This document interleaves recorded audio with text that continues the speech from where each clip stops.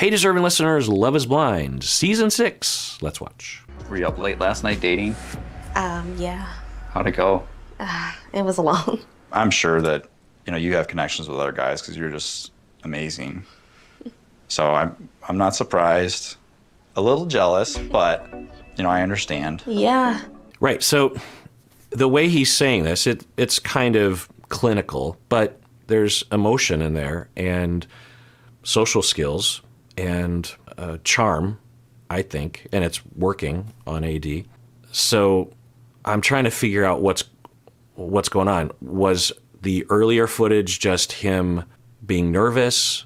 Was it a put on? Were they just cherry picking? Did they edit it wonkily? I don't know. But this notion that somehow he's this inept, socially awkward weirdo, I'm not seeing it clearly. I think we would see a much more consistent presentation if there was something consistent about that. You want the guy that's going to be the center of attention at parties? Probably isn't going to be me. There's a lot of people that do that, and I think a lot of women are attracted to it. Right. But long term, I think guys like me win more.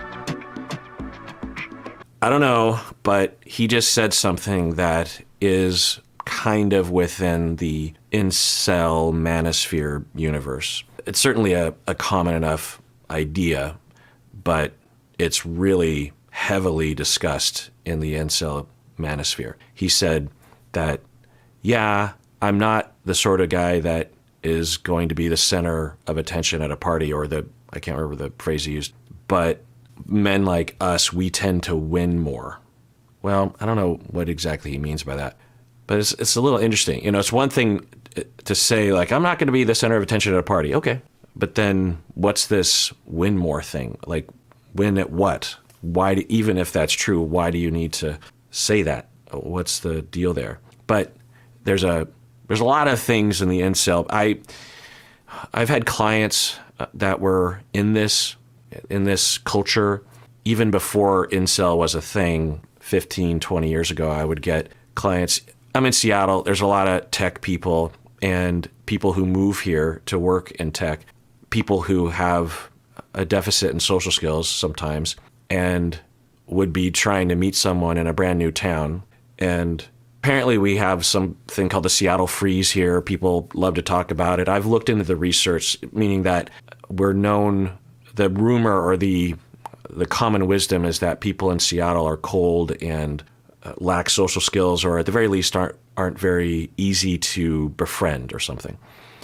And that's just not my experience. I'm born and raised here.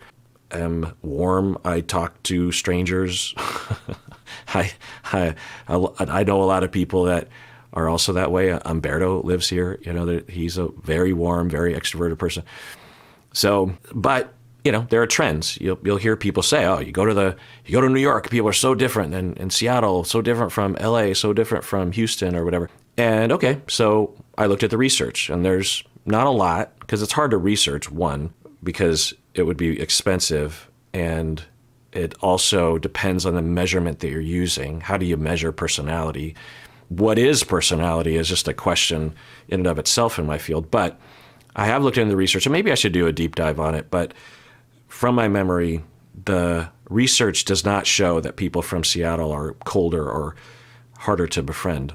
So there are some differences on average in personality around the United States. But generally speaking, across the board, when you average out the personalities of the millions of people who live in the various major cities in the United States, there's not a lot of difference between those large groups of people.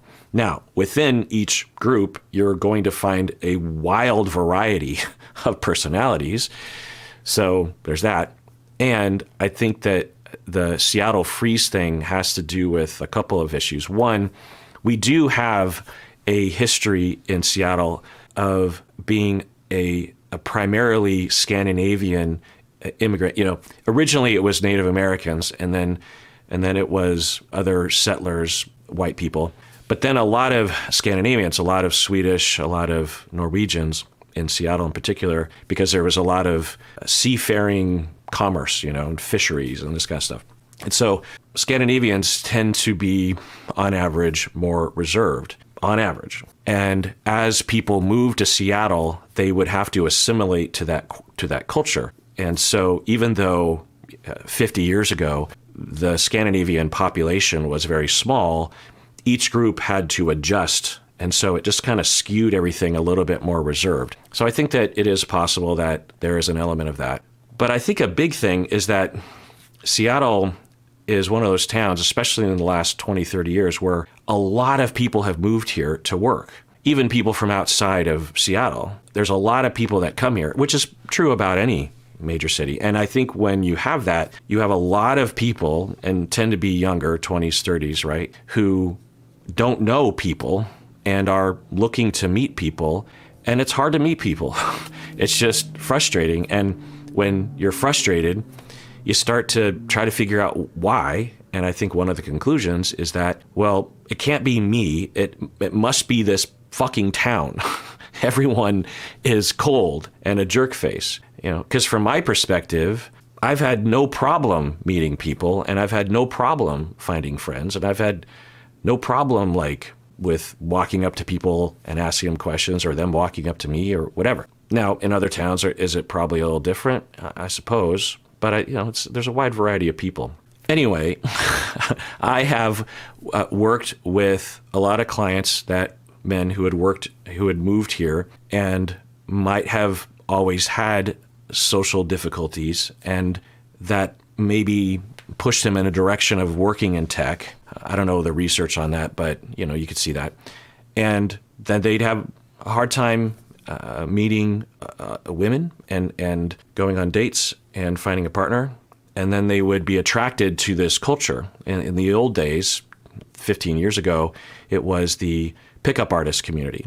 And that community kind of morphed into the MGTOW, been going their own way, and then the Incels, and then the Red Pill, and the Manosphere, there's other groups. But my point is that in that group, even going back to the pickup artist days, they would talk about how you have your Chads and your Stacys and your Beckys and all this kind of stuff. I don't know the dogma, but the idea is that you have these guys that the Incel, they hate them. They hate these guys because these guys are douchebags. They're attractive, and they have muscles, and they have money, and they like to talk about themselves, but they're jerk faces, and they're just going through town, breaking hearts and lying to women and saying that they'll marry them, and then they use them up, and then they discard them, those Chads. I think it's Chads. I don't know. And this notion that they're sucking up all the women, and all the rest of us are sitting here twiddling our thumbs and waiting for their remnants or something. I'm not even joking. This is how they talk. And I would have clients that would parrot that to me, and I was like, huh? What do you? Well, I suppose maybe, but it was very black and white. You had the Chads and you had them, and it's like, well, there's a wide variety of people and experiences. The people you're identifying as Chads are probably not one-dimensional the way that you're saying that it is. Anyway, so he's been saying some things that have been tiny little yellow flags for me. It's something that I've had to take into account more and more. And statistics show this, particularly today, just over the past 3 or 4 years, that men are, and there's a lot of research, there's a lot of data, are potentially becoming more conservative. Young men, in their teens and 20s. There's mixed research on this, by the way, because there's a lot of angles you can look at, and it's self-report and blah, blah, blah. But I think that there's a lot of men who are clearly searching for answers, the Andrew Tates of the world, that kind of thing. The fact that Andrew Tate is a thing is because he has a humongous following, people that just worship at his feet and eat up everything he says. And then he has another perhaps larger audience that sort of pick and choose what he's saying that they like. To me, I can't imagine a single thing that he says would be appealing to me. So maybe he says something. Jordan Peterson is another person that's kind of in this camp. So you have a lot of men that are looking for answers, and there's a way forward for them. But since society doesn't really give them viable options of role models or a path forward, they turn to these communities, at least in part, and they start absorbing the propaganda that justifies the problems that they're facing, right? And also, there are charismatic leaders that are trying to propagandize and cultivize their following so that the following isn't influenced by other people. So they end up pumping all these ideas. I'm not saying Matthew's one of those people. I'm just saying. I just thought I would provide that context. You know, we can think about last season, JT was his name, Love is Blind season 5, looking through my people, JP. I don't know. It was very circumstantial evidence that JP was possibly in some arena regarding that. But it is a question that I think needs to be considered now. And I'm guessing when people date, and actually I know this, that when people date, heterosexual women, when they're dating, they will run into this more and more. Whereas 5-10 years ago, it would have been a lot less prevalent, right?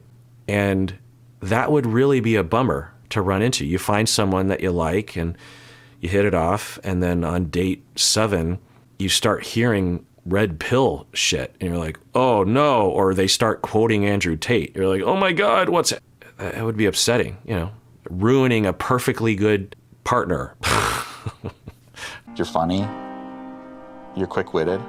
I just sense you're just incredibly caring. I could just feel you being protective of me. And over the course of time, I'm just becoming very protective of you. All right, well, that's promising that there's reciprocity regarding protectiveness, because I have this question as to the potential overfunctioning, underfunctioning. There's tiny little minor signs that we've seen thus far. And when there's reciprocity, I talk about overfunctioning, underfunctioning occasionally, and there's nothing wrong with overfunctioning for a temporary period of time, as long as there's reciprocity. When it becomes rigid, that's when it becomes a problem. People have their needs not being met, right? Because the overfunctioner has to sacrifice, so the underfunctioner has to be incompetent and needy, right? So temporarily, then for sure. Like, I'm having my colonoscopy in a few days, and I've never had one before, and I'm pretty sure I'm going to be needy. At least I can't drive myself to the facility, so Stacy has to drive me and back, and I'm going to be all drugged up, and Stacy is going to have to overfunction for me. I've even told her that the way the drugs work, propofol, I won't remember a thing after I'll wake up and I'll be conscious, but I won't remember anything. I had a tooth extraction a few months ago and had all those drugs for the very first time. There's a whole span of time, a couple of hours, that a lot of things were happening, and I don't remember any of it. So Stacey's going to have to overfunction for me, and we have that ability to have that configuration. But if it was all the time that way, then Stacy would never have me taking care of her, and I would never feel like I was standing on my own 2 feet.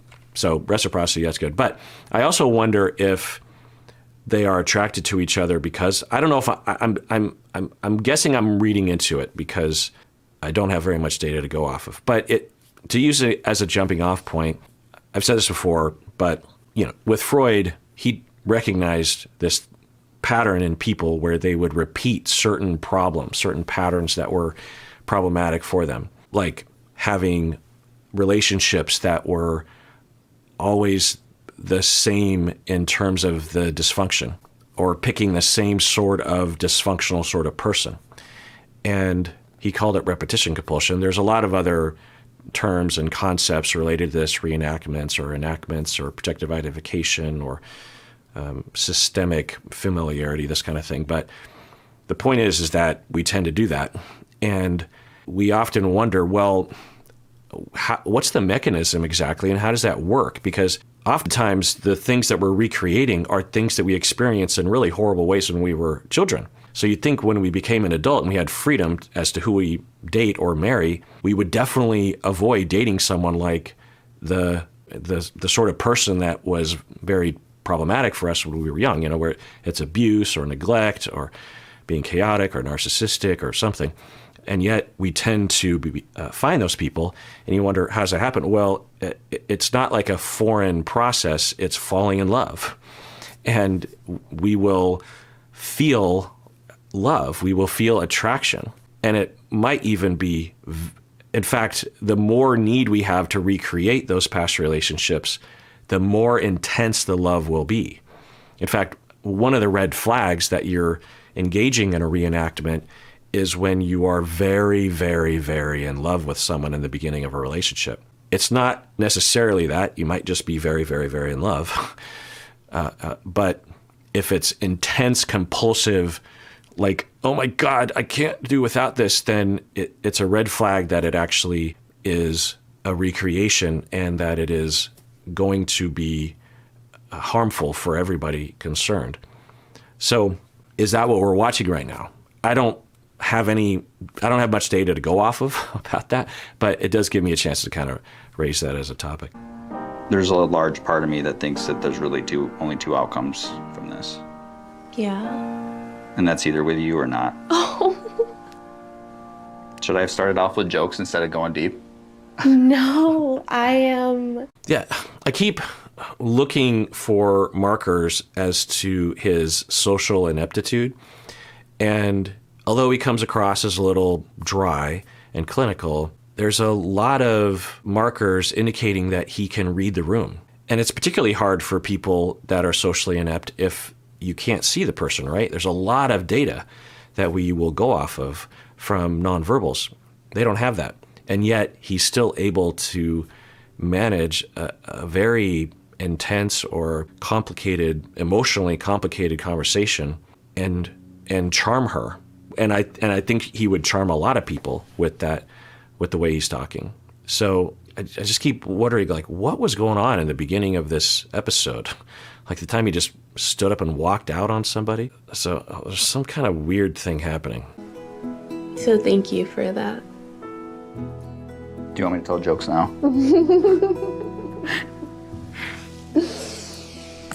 I'm just like really happy because I feel the same way. I kept waiting for some indication. I was wondering if she feels similarly because she was mainly flattered and having emotion and appreciative. And so I'm like, does she not feel the same way? Which is fine. I think they're early on in the process, but sounds like she does feel the same way. Okay. Wish I could see you. I wish you could see me too.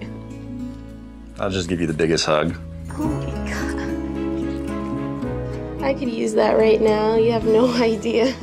And I guess in contrast to Clay, it would be very tempting to say, I'm going to go with Matthew because of the way this is all playing out and the sequence. I don't know if they edited it funny. No, it sounded like they edited it because she referred to a date that she had the previous night, and I'm pretty sure that would have been with Clay, right?